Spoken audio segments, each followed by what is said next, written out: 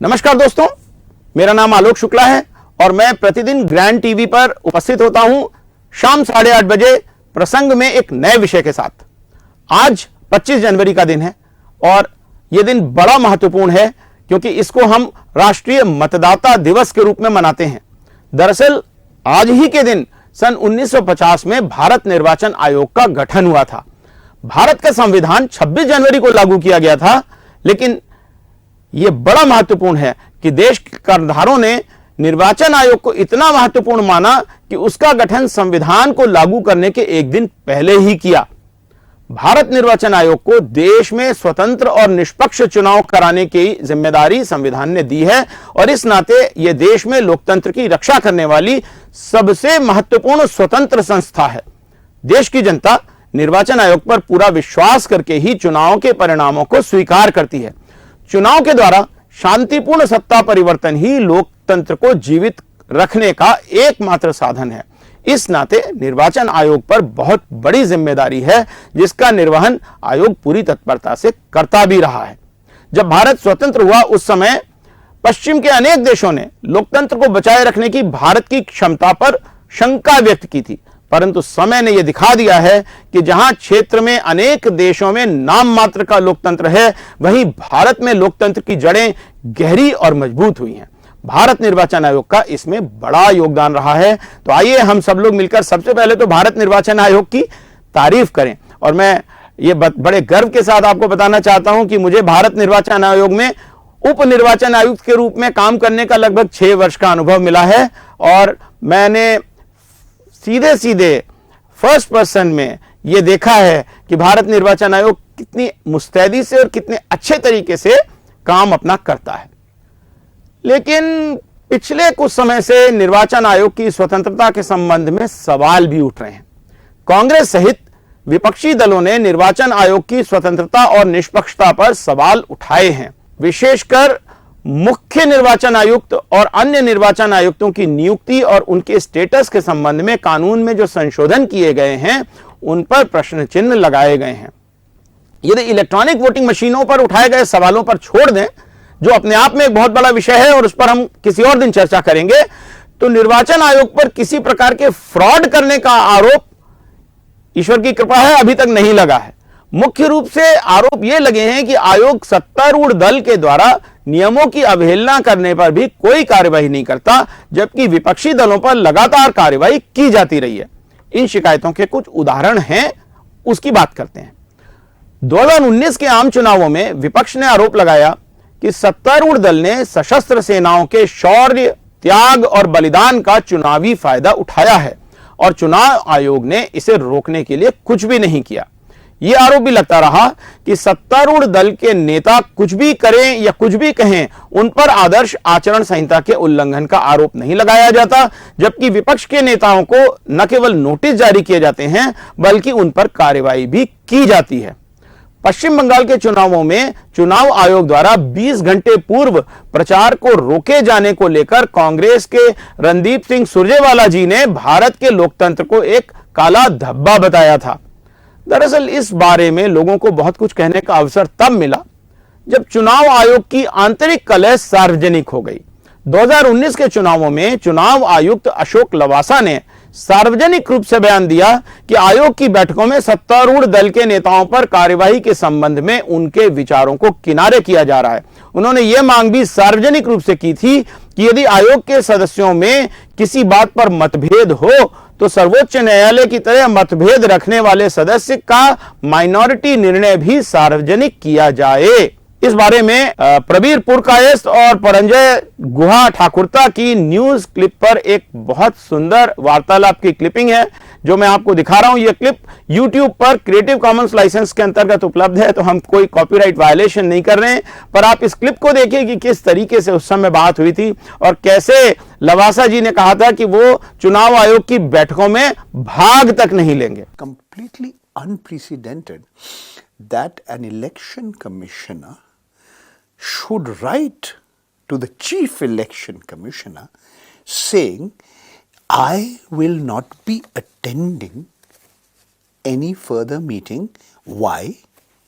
Because you're not recording, my dissension. Now, exact words. This I am here. This letter, or the news about this letter, was quoted by NDTV for the first time. The news also appeared in Hindustan Times. He says, I am being forced to stay away from the meetings of the full commission since minority decisions are not being recorded. My participation in the deliberations of the commission become meaningless since my minority decisions go unrecorded. And he goes on to say, I might consider taking recourse to other measures aimed at restoring the lawful functioning of the commission in terms of recording minority decisions.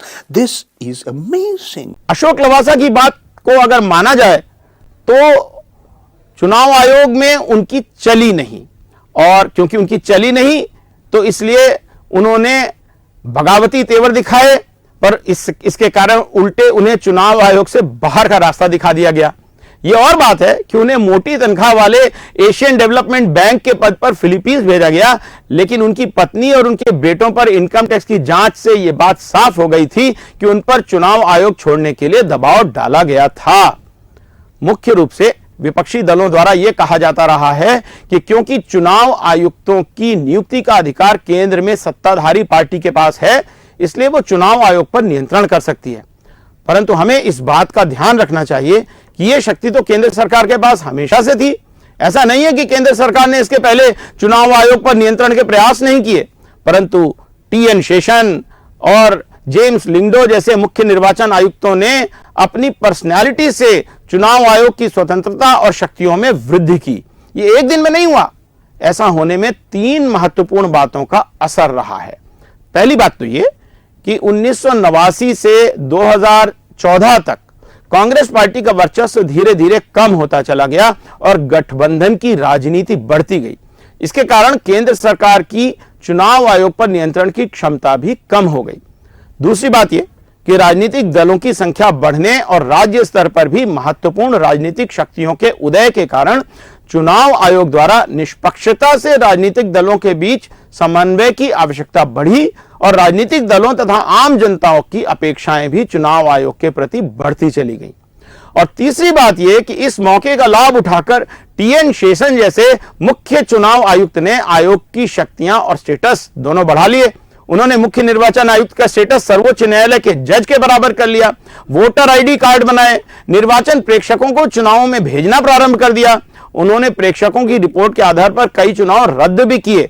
उनके समय में चुनाव आयोग का खौफ इतना था कि कई मुख्यमंत्री तक उनसे डरते थे। इंदिरा गांधी द्वारा लगाए गए आपातकाल और उसके बाद उनकी चुनावों में हार ने भी कार्यपालिका को कमजोर किया और चुनाव आयोग की शक्तियों को बढ़ाया। टी.एन. शेषन ने ब्रट के साथ अपने एक साक्षात्कार में कहा था कि पूर्व में चुनाव आयोग पूरी तरह से सरकार पर निर्भर था। उन्होंने एक घटना बताते हुए कहा कि एक पूर्व मुख्य निर्वाचन आयुक्त ने 30 रुपए की एक पुस्तक खरीदने की स्वीकृति के लिए भी भारत सरकार को पत्र लिखा था। उन्होंने इसी साक्षात्कार में यह भी कहा कि पहले मुख्य निर्वाचन आयुक्त केंद्रीय कानून मंत्री से मिलने के लिए जब जाते थे तो मंत्री जी के कमरे के बाहर बैठकर इंतजार करना पड़ता था। जब शेषन कैबिनेट सेक्रेटरी थे तब तत्कालीन प्रधानमंत्री जी ने उनसे कहा कि मुख्य निर्वाचन आयुक्त को फोन करके बता दो कि इन तारीखों पर चुनाव कराना है। शेषन जी का कहना है कि उन्होंने प्रधानमंत्री जी से कहा कि हम तारीख नहीं तय कर सकते, हमको तो आयोग को केवल इतना बताना है कि अब चुनावों का समय आ गया है, तारीखें आयोग ही तय करेगा। लेकिन अब स्थिति बदल चुकी है। केंद्र सरकार में कार्यपालिका प्रचंड बहुमत के कारण सत्ता में है। तब कार्यपालिका द्वारा चुनाव आयोग पर नियंत्रण आसान हो गया है। सर्वोच्च न्यायालय ने बीच में कुछ निर्णयों के द्वारा चुनाव आयोग की रक्षा करने का प्रयास किया था, परंतु इसमें अधिक सफलता नहीं मिली। सभी जानते हैं कि सर्वोच्च न्यायालय ने चाहा था कि मुख्य निर्वाचन आयुक्त की नियुक्ति करने वाली समिति में भारत के मुख्य न्यायाधीश को रखा जाए, परंतु सरकार ने यह बात नहीं मानी। इसी तरह रिजर्व बैंक और निर्वाचन आयोग की आपत्ति के बाद भी सर्वोच्च न्यायालय ने इलेक्टोरल बॉन्डों की पारदर्शिता बढ़ाने के पक्ष में निर्णय नहीं दिया। हालांकि चुनाव आयुक्तों की नियुक्ति के संबंध में सर्वोच्च न्यायालय लगातार यह कहता रहा है कि इसके लिए एक पारदर्शी कानून की आवश्यकता है। थोड़ा संवैधानिक प्रावधान को देखते हैं। संविधान के अनुच्छेद 324(2) में कहा गया है कि राष्ट्रपति संसद द्वारा बनाए गए कानून के अंतर्गत केंद्रीय मंत्रिपरिषद की सलाह पर चुनाव आयुक्तों की नियुक्ति करेंगे। परंतु कुछ समय पूर्व तक संसद ने इस संबंध में कोई कानून बनाया ही नहीं था, और अब जो कानून बनाया भी गया है उसमें नियुक्ति के लिए बनाई गई समिति में केंद्रीय कार्यपालिका ही प्रमुख है। इसलिए मुख्य निर्वाचन आयुक्त प्रधानमंत्री की ही पसंद के होंगे। तब देश के प्रजातंत्र का भविष्य क्या होने वाला है? हमें याद रखने की आवश्यकता है कि कोई भी संस्था अच्छा या बुरा काम केवल कागज पर बने हुए नियमों के कारण नहीं करती, बल्कि उस संस्था के प्रमुख के चरित्र की दृढ़ता और इच्छा शक्ति संस्था को मजबूत बनाती है। टी.एन. शेषन मुख्य निर्वाचन आयुक्त बनने के पहले केंद्र सरकार में कैबिनेट सेक्रेटरी ही तो थे, और इस नाते केंद्रीय कार्यपालिका का हर हुक्म बजा लाने का काम उनका था।